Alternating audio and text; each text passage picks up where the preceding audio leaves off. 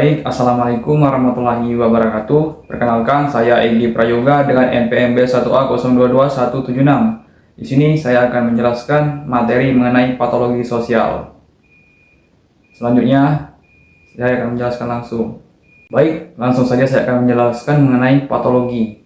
Patologi secara etimologis, pathos artinya penyakit dan logos artinya ilmu. Jadi, patologi sosial merupakan ilmu tentang gejala-gejala sosial yang dianggap sakit disebabkan oleh beberapa faktor sosial atau ilmu tentang asal-usul dan sifat-sifatnya. Penyakit yang berhubungan dengan hakikat adanya manusia dalam hidup bermasyarakat. Adapun pendapat ahli yaitu menurut Kartino dan Kartono, patologi sosial adalah semua tingkah laku yang bertentangan dengan norma kebaikan, stabilitas lokal, pola kesederhanaan moral, hak milik, solidaritas kekeluargaan, hidup rukun bertetangga, disiplin kebaikan dan hukum formal. Selanjutnya saya akan menjelaskan mengenai sejarah dan latar belakang patologi sosial. Yang pertama itu adanya penduduk desa yang tidak terampil di bidang industri, banyak pindah ke kota berharap mendapatkan pekerjaan yang layak. Namun, adanya keterbatasan keterampilan membuat banyak dari mereka tidak terserap lapangan kerja dan akhirnya berada pada kondisi ekonomi yang tidak stabil.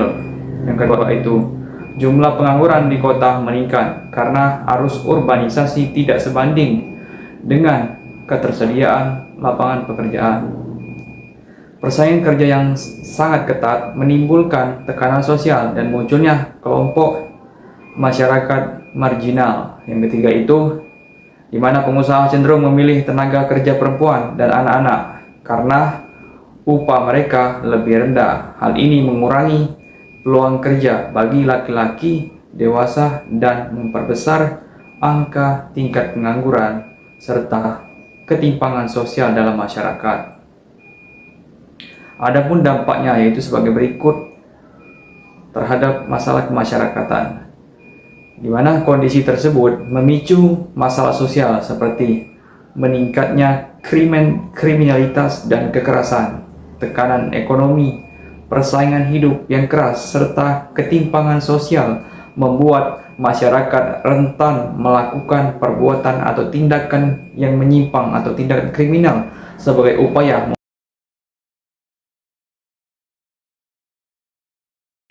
Selanjutnya, adapun ciri-ciri dan bentuk patologi sosial. Yang pertama itu ciri-ciri patologi sosial. Yang pertama itu menyimpang dari norma sosial. Yang kedua, meresahkan masyarakat. Tiga, menghambat fungsi sosial. Dan yang keempat, menimbulkan kerugian material dan maupun moral. Yang terakhir, sulit diberantas jika sudah berakar. Selanjutnya, adapun bentuk-bentuk patologi sosial. Yang dimana yang pertama itu ada kejahatan atau crime, yang kedua itu kenakalan remaja, yang ketiga itu ada penyalahgunaan narkoba atau narkotika, yang keempat itu perjudian, yang kelima itu prostitusi, dan yang keenam itu ada penyimpangan seksual, dan yang ketujuh alkoholisme. Adapun korupsi, dan yang terakhir itu terorisme dan radikalisme. Selanjutnya ada faktor penyebab. Yang pertama itu faktor ekonomi, di mana berupa kemiskinan dan ketidakstabilan pendapatan yang memicu individu melakukan tindakan yang menyimpang untuk memenuhi kebutuhan hidup. Dan yang kedua itu kesenjangan sosial dalam bermasyarakat yang menimbulkan kecemburuan sosial yang dapat mendorong tindakan kriminal. Dan yang ketiga itu berupa pengangguran, meningkatkan tekanan ekonomi sehingga seseorang mudah terlibat dalam pencurian, penipuan, atau kejahatan lainnya.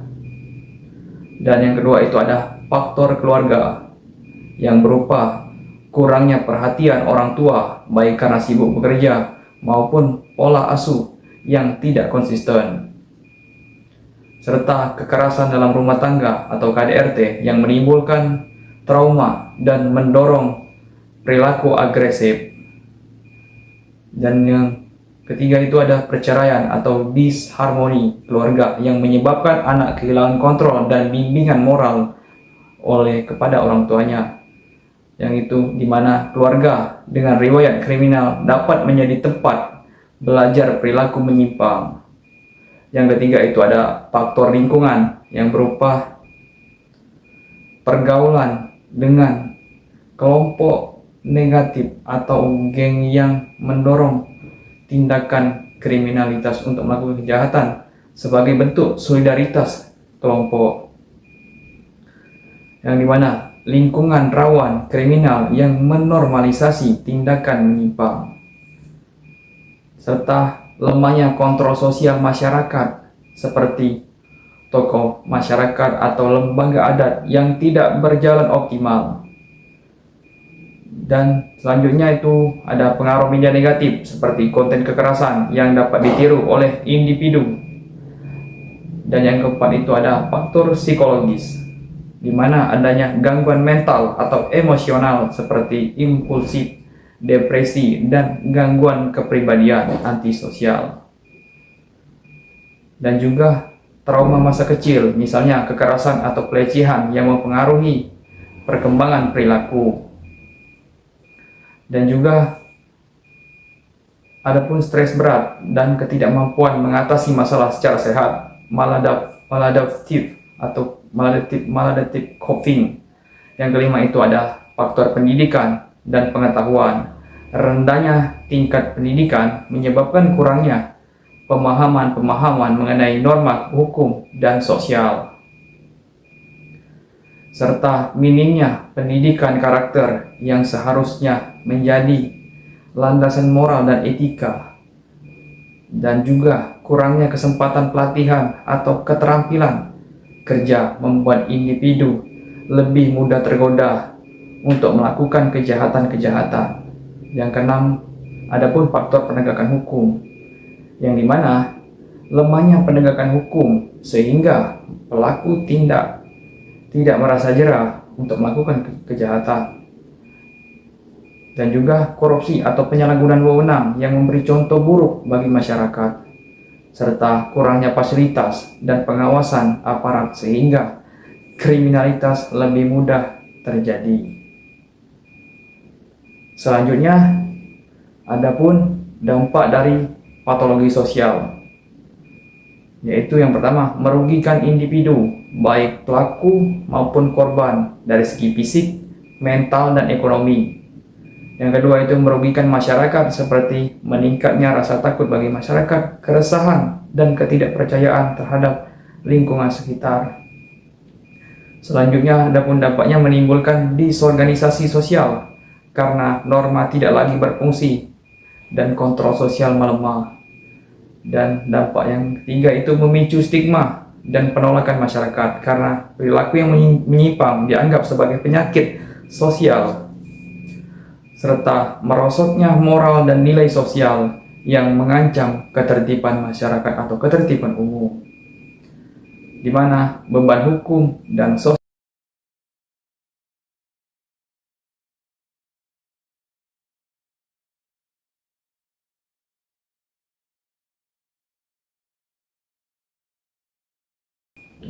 Selanjutnya, adapun contoh kasusnya, yaitu seperti kasus kenakalan remaja seperti balap liar, yang dimana di kawasan perkotaan, sekelompok remaja melakukan balap liar pada malam minggu di jalan umum, di mana aktivitas ini tidak hanya mengganggu ketenangan warga, tetapi juga membahayakan pengendara lain. Banyak dari pelaku adalah remaja yang kurang mendapatkan perhatian dari keluarga atau orang tua mereka dan mudah terpengaruh pergaulan teman sebaya yang bebas atau pergaulan yang negatif. Beberapa kecelakaan telah terjadi, bahkan melibatkan korban jiwa. Kasus ini merupakan contoh kenakalan remaja akibat lemahnya kontrol diri dan kurangnya pengawasan lingkungan sekitar dalam masyarakat. Baiklah, itu saja yang bisa saya sampaikan mengenai materi patologi sosial. Lebih dan kurang mohon maaf. Wassalamualaikum warahmatullahi wabarakatuh.